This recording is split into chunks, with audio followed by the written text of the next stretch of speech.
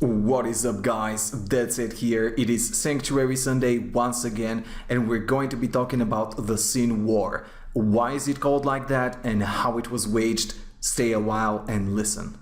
It is written that the angel Inarius, the first father of humankind, wandered the world in grief for ages after the massacre of his fellow renegade angels and demons by his lover, Lilith.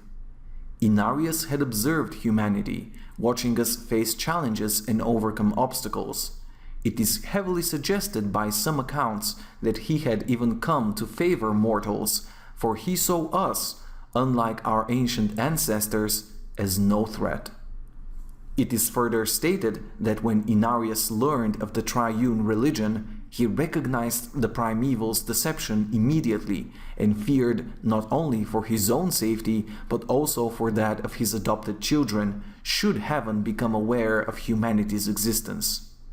And so the texts tell us that Inarius created his own religion to counter the influence of the triune. Taking on the mantle of the prophet, Inarius founded a gospel based on the tenets of tolerance, cooperation, and unity. He disseminated this doctrine from his Cathedral of Light, gaining fame for his youthful physical perfection and spreading the Church's influence through angelic powers of persuasion. Soon, between them, the Triune and the Cathedral of Light held sway over much of the eastern lands. Having studied the matter in great detail, King concludes that Inarius's founding of the Cathedral of Light is the true beginning of the Sin War. Much of what is related of the Sin War and its history is taken from the mysterious books of Kalan. The identity of their author, except his name, is unknown, as is the exact time of authorship. It is Kane's belief that the books were written during the time of the Sin War and later edited and compiled by other, unknown hands. The Sin War, at its inception, was not waged on physical battlefields. It was a struggle between the Triune and the Cathedral of Light to claim the hearts and souls of humankind. Agents of both religions carried their message to the people, building bases of power, constructing monuments, and winning the absolute loyalty of faithful supplicants. Into the midst of this battle for dominance came a single human, Uldyssian, a man who would break the cycle and rise to not only challenge both religions, but also, ultimately, bring an end to the Sin War through a staggering chain of events, shaking the foundations of both the heavens and the hells in the process. Uldyssian's story began in a small village where he lived with his youngest brother, Mendeln, and a few close friends. It was here that Uldyssian first discovered his Nephilim powers, while defending a woman named Lilia from a priest representing the Cathedral of Light.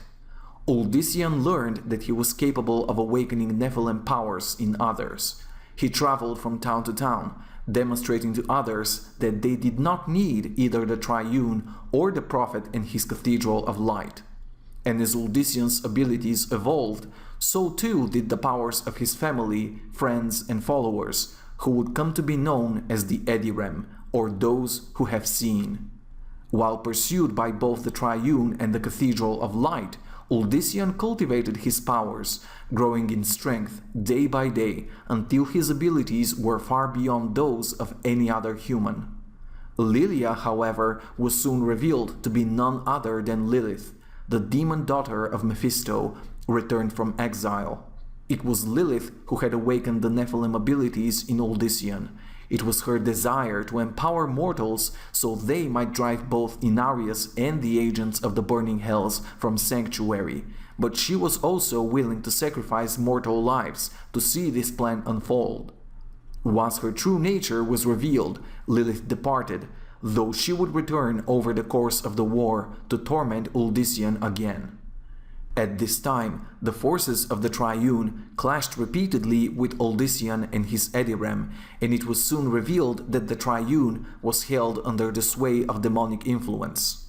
Uldyssian declared war on the Triune, obliterating its churches and decimating its holy armies. Note, dear listener, that the mortal Uldyssian succeeded in bringing the Sin War to a halt. Humankind, not angels or demons, would ultimately win the Sin War.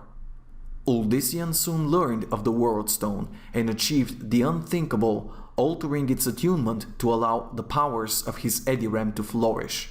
The Edyrem then came into conflict with Inarius himself. The battle between mortals and Inarius' forces rocked the core of our world.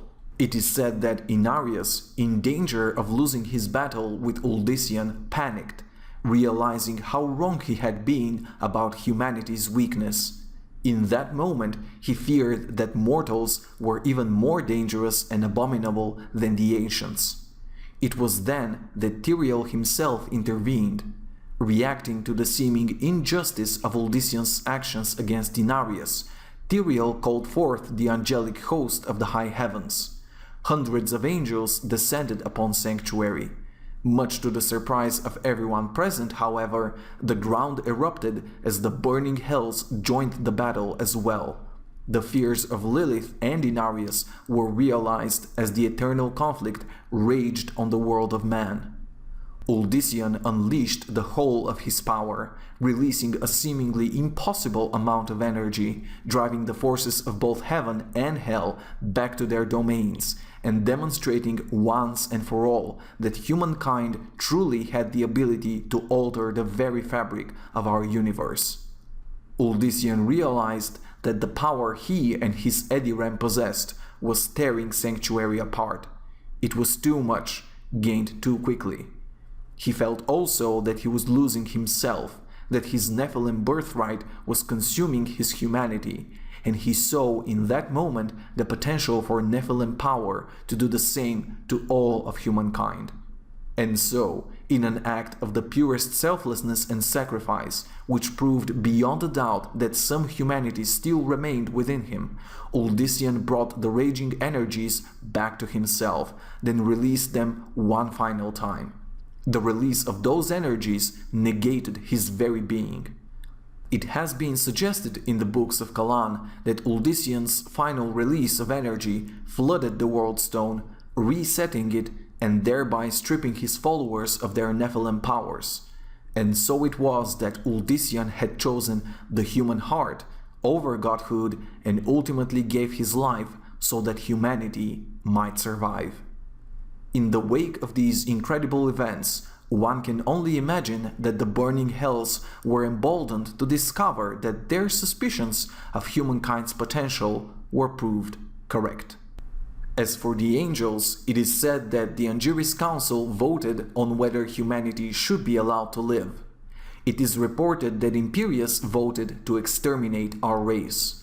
Malthael abstained, and so his vote was not counted, while Auriel and Ethereal voted on our behalf. Imperius was confident that Tyrael would vote to eliminate humanity, and he knew that even if the deliberation ended in a tie, humankind would be eradicated. And so it fell to the Archangel Tyrael to cast the deciding vote.